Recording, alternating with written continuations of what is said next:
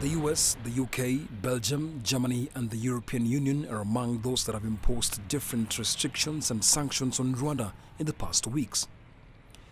The measures are intended to pressure the government in Kigali into ending its alleged support for the M23-led rebel alliance in the eastern DRC, support which the Rwandans continue to deny. According to trade experts, the Rwandan government may have a cushion to work with, but the people will certainly feel the impact. Rwanda is quite diverse. It has not relied just on one particular region of the world for its trading partners.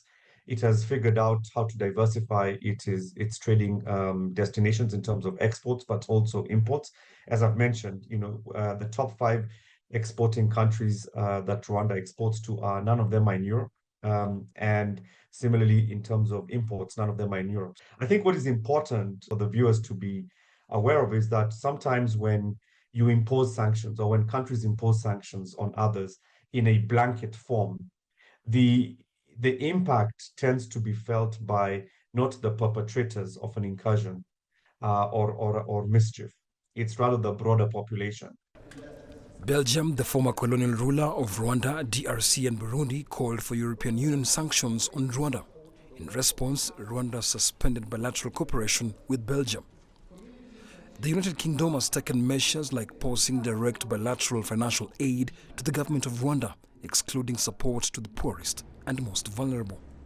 The US imposed sanctions on James Kabarebe, Rwanda's Minister of State for Regional Integration, accusing him of aiding the M23's expansion and territorial control in the eastern DRC.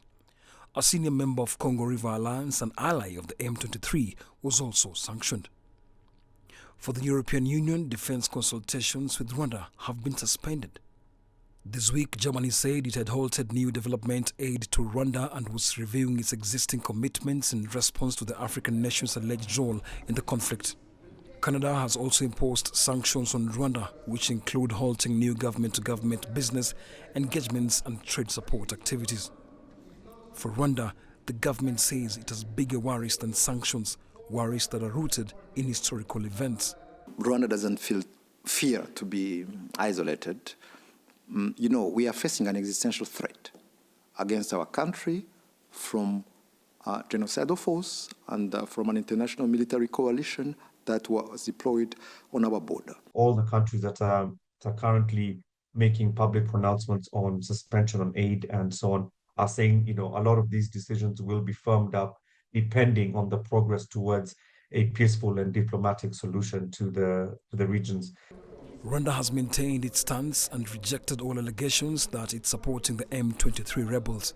It says instead that it's defending itself against the potential threat of militias which it believes are allied with the Congolese military.